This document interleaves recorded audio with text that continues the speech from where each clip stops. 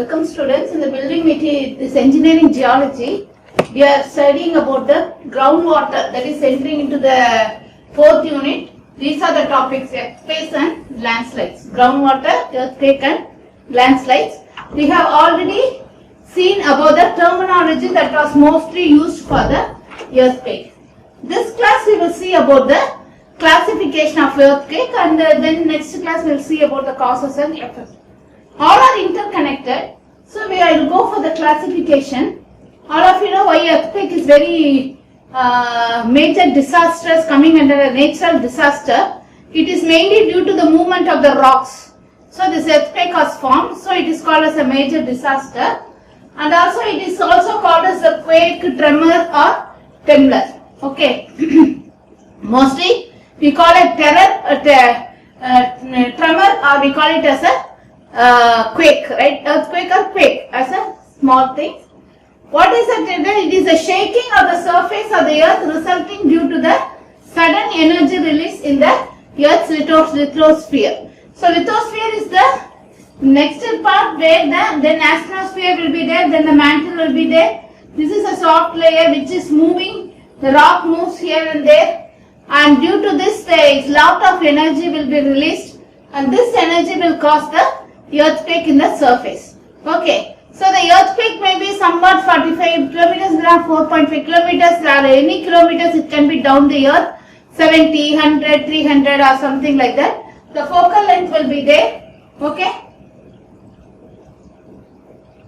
So the focal length will be there. Okay. So the focal length, what? One second.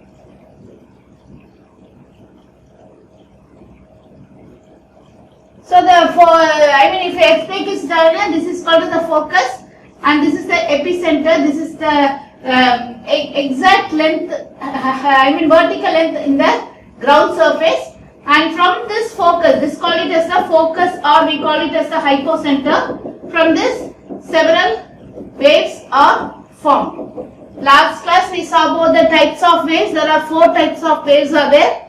That is mainly it is a body waves and the surface wave. Body waves is the waves that is there in the underground, that is the internal surface, and surface waves is at the top surface. And due to this, if I am going to have a structure here, a dam structure, so what happens? This waves will go there and then it will move like this. This wave will go there and move like this. Also the waves will be like this, moving in a different directions, and it will affect the structure. That makes the structure very vulnerable. I want to make one point clear is that earthquake doesn't kill people, but only the structures kills people. Okay. So the earthquake, if there is not, due to the earthquake, the entire building comes down, and due to that only the people will lose their lives. So it is our main part. We have to find out some means by which, even due to the minor or medium earthquake, the building will stand. That is what it is very important. I told you now it is the focus or the hypocenter. This is the epicenter, and from this so many waves are going, and after reaching the epicenter also it will go like this. So what happens? This building, if a structure, whatever it is there, if I am considering, from all the parts it will be affected by the waves. Okay, these are called as the surface waves. Under that, the internal body, we call it as the body waves. P waves, primary waves, and secondary waves are body waves, and the surface waves are Love waves and Rayleigh waves. So the next one, it is mostly the earthquake will be ending up with a tsunami or a landslide or any other natural disaster, volcanic activity like that. Okay, so now we will see in this class about the types of earthquake. The types of earthquake are differentiated into tectonic, volcanic, collapse and explosion.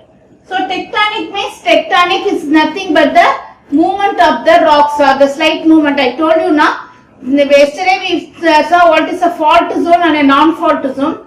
Fault zone is that if the rock is subjected to the movement about 1 or more times in 10,000 years, then we call that zone as a active fault zone. So inactive fault zone is that after some movement, the movement will stop. That we are not worried about. But when there is an active fault zone, that is active fault zone means the movement of the rock 1 or 2 times, the rock may be moved in the 10,000 years, within a span of 10,000 years.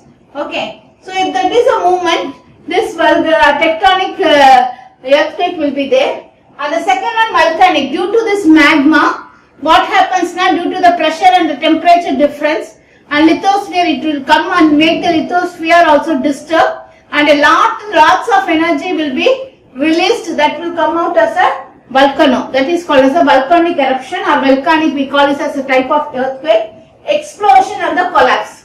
The explosion is that nuclear bomb explosion or a mine explosion, that what we are man-made that is there. These two are natural. Okay, these two are natural. These two are man-made, not artificial, it is man-made. Okay, so in the explosion, it will be mainly due to the explosion of a nuclear bomb or explosion of a mine, anything that may happen which will trigger some waves under the earth which will cause a subsequent earthquake. That is called as the explosion. Collapse. Collapse of a building, collapse of a dam, collapse of the massive structure, that will also trigger the formation of earthquake, that we call it as the collapse. Okay. So the next one, it is a tectonic earthquake. I told you, it is one that occurs when the earth crust breaks due to the geological forces on rocks and the adjoining place, that causes physical and chemical changes. Okay, you can see here that this movement of the plate, that is the main thing for the tectonic quake.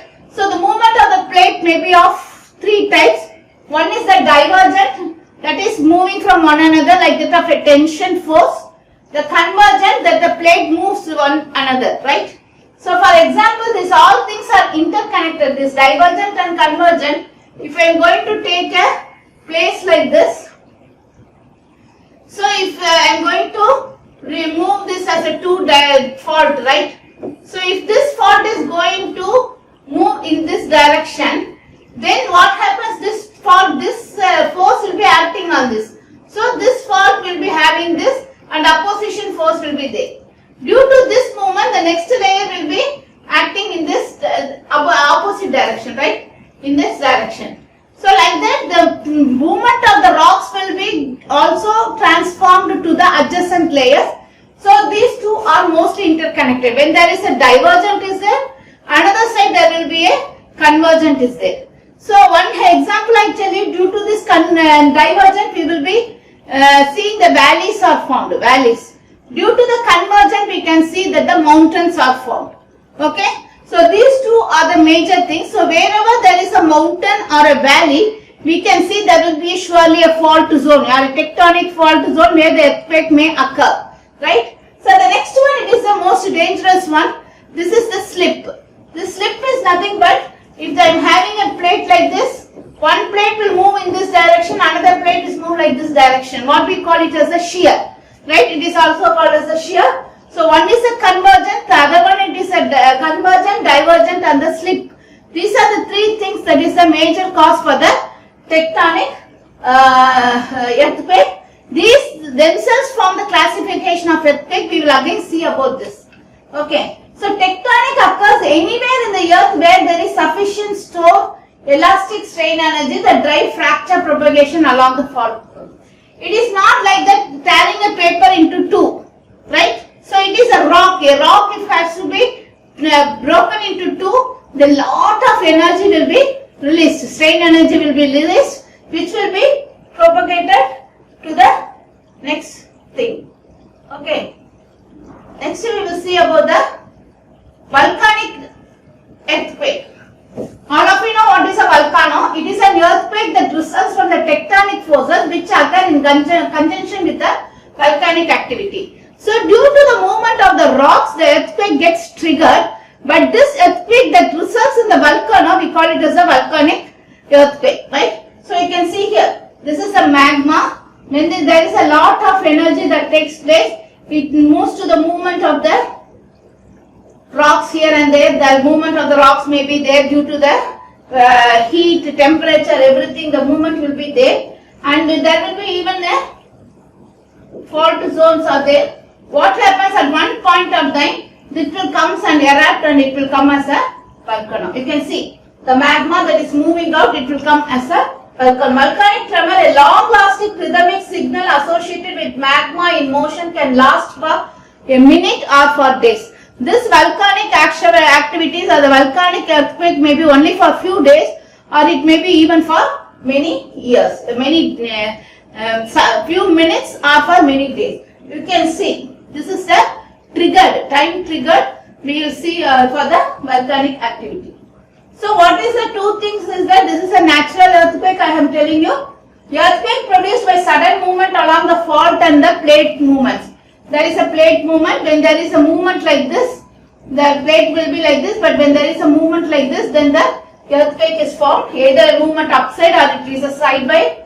And the next one, it is a earthquake produced by movement of magma beneath the volcanoes. It is a earth movement of the rocks. It is movement of the magma above that. We will get a volcano. So volcano is very hot because the magma layers move out, right? The magma is a very hot molten layer beneath the earth's surface. Okay. The third one, it is a collapse earthquake. A small earthquakes underwent caverns and mines that are caused by the seismic waves produced by the explosion of rock on the surface. Okay, so maybe this collapse is mainly because of the mine collapse, or it is main of the building collapse. If it is fall down, this is a place in Taiwan. Okay, due to this building, the entire place was triggered by an earthquake, right? So the next explosion earthquake. Earthquake is mainly because of the detonation of the nuclear or the chemical devices.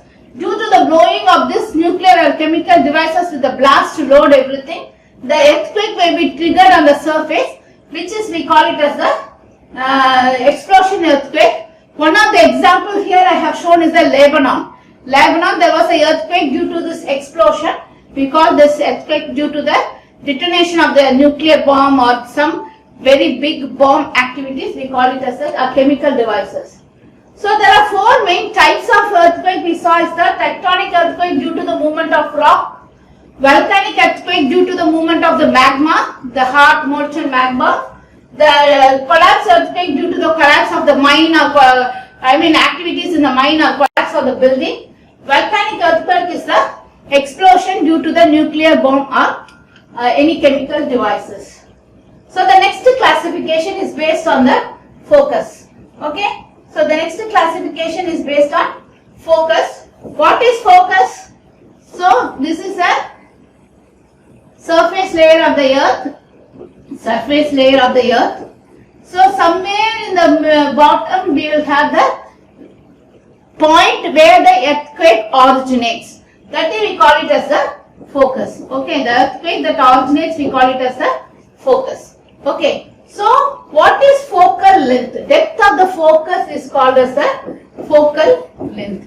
We have studied another focal length in the, or we call it as the focal depth in the physics. That is the with the help of convex lengths or concave lengths. That is not here. It is, we call it as a focal length, or we call it as a focal depth. Okay. So this is called as the focal depth. Okay. So when the earthquake originates from here, the vertical distance from the focus to the top of the surface layer, earth surface, we call it as the epicenter. That is very important. In order to how much energy depends upon the how much energy that is released from the focus, that much energy it will be released on the surface. So this, depending upon this focal length, it is divided into shallow focus earthquake, intermediate focus earthquake and deep focus earthquake. You can see here, the shallow focus earthquake is 0 to 70, 70 to 300 kilometers, it is intermediate. Below 300 means it is a deep focus earthquake. So actually 85% of all the earthquakes are formed because of this shallow earthquakes. Why? Mostly the top layer of the earth or the rocks are formed of sedimentary rocks. So these sedimentary rocks are loose rocks, soft rocks, which are subjected to movement. It is in the lithosphere region. It is subjected to movement. If one rock is brittle or one rock has a more movement, then it will be end up in the earthquake, right? So this is the either the surface rocks are more brittle or more plate friction will be there in the near the surface. So this lithosphere region. So this earthquake is formed. 85% of the earthquake. The next one, it is 70 to 300 meters deep. We take it as an intermediate focus earthquake. The upper part of the mantle is the main reason for this type of earthquake. And 350 to 700 or 300 to below, we call it as a deep focus earthquake. Lower part of the upper mantle, about 3% of the earthquake are formed due to this deep focus earthquake, which will be the reason for the major earthquakes. This will be the reason for the volcanoes. Mostly the volcanoes are caused because of this intermediate focus earthquake. Here I am sorry the slide is not so clear, but I will tell you that it is, I told you it is a this is a focus of hypocenter, this is the epicenter, this is the focal depth, and this is the hypocentral depth to any point of things that we are taking. But from the epicenter to any point that I am going to consider, this I call it as the epicentral distance. Based on the epicentral distance, local shocks, near shocks, distant shocks and telescopic shocks. So local, this is local shocks, near shocks, distant shocks, and also telescopic shocks. Telescopic shocks. So these are the things. So what is local shocks? Local shocks are the epicentral distance from 0 to 4 kilometers. It is 4 kilometers, we call it as the local shocks, up to 4 kilometers range. So the next one, near shocks, is to 4 to 10 kilometers range. I call it as the near shocks. And distant shock, I showed it as 10 to 20 kilometer of the epicentral distance. And greater than 20, I call it as the telescopic shocks. So these are the classification based on the epicentral distance.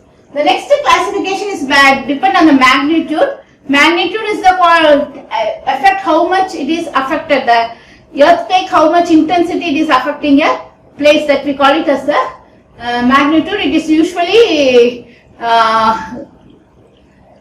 studied from the Richter scale. Charles Richter is the scientist who found this. And as yesterday we saw that it is due to the Richter scale. In the coming classes also we will see that in detail. Now we will see in the classification, if the magnitude is less than 1, we call it as ultra micro earthquake. Almost all the places will have, that will not have much effect. 1 to 3 have micro earthquake, 3 to 5 is small earthquake.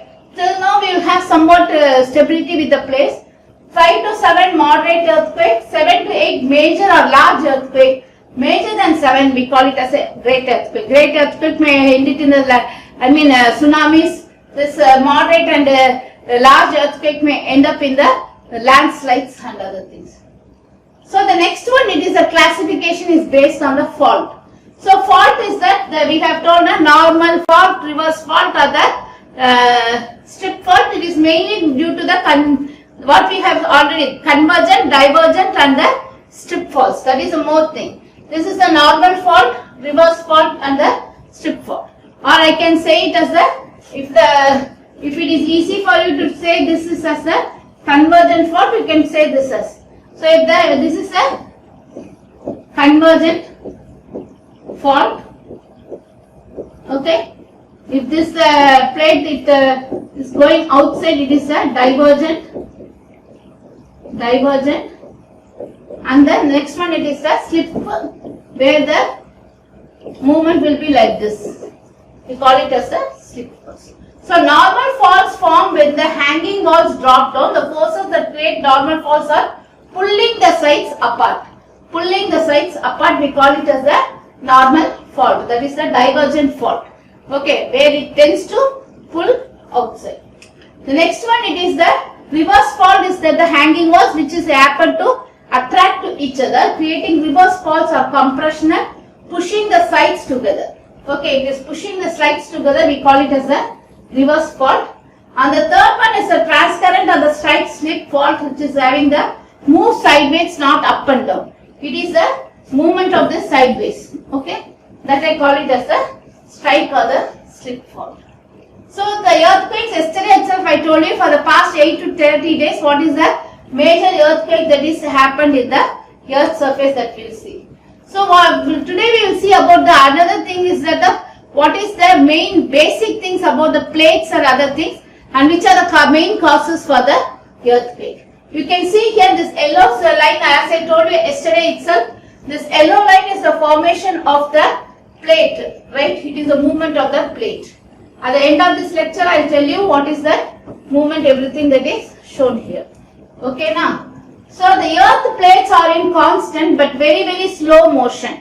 The constant is not that it is not constant, it is moves very slow. It is not that as if we can see the growth of the animals, but we can't see the growth of a plant, but it grows. Like that, a small movement will be there that will create this major earthquake. So it will move to half to 4 inches, that is 1.3 to 10 centimeters per year. Due to the movement also, we are telling that the water level rises, the sea water level rises, the land part is getting closer, the sea level, the sea is getting into the land, everything that we are telling, everything acts because of this plate movements, right? So 1.3 to 10 centimeters of movement will be there based on the active form. Okay, so here you can see this is the ultimate formation. So first, the whole world is formed of one plate. The whole world is formed of only one plate. That plate we call it as the Pangaea. We call it as the Pangaea. The Pangaea is the only one fold. And the next one, that due to this movement, you can see here, every plate is, there is a 5 different plates were there. So what happens means, this Europe and Asia moved like this. The North America and Europe and Asia moved in one direction, and the remaining things moved in the other direction. After this, you can see here, it is a triple junctions were there. Africa, Arabia and other things. This is the Europe and Asia forms one plate. Yesterday I called it as Eurasian plate, North America, Antarctica, South America. This is South American plate. Okay, South American plate, Africa, Arabia, India and Australia. So India was not as a part of Asia, right? So you can see, I will take it as an example and I will tell you how the movement of the plates are happening and which is will be resulting in an earthquake. We can see here, Europe and Asia is here, North America is here, South America, Africa is there, Australia is here, Antarctica is there. India also forms in between the Africa and Asia. So this will be in the Eurasia. So I will tell that this will be around 225 million years ago. This is around 200 million years ago, right? So it took around 25-30 millions to move the plate, and the next after 125 million years ago, you can see that again there is a movement of the plate is there. You can see that Eurasian plate started to separate, the South America, the Europe, the Africa and the Arabian plate separated, Antarctica separated, and the Australia. This is Australia, this is Europe and Asia, this is North America, this is South America, this is Africa and South Arabia. Okay, so South Arabia, Africa, this is Antarctica. So you can see here, this is 125.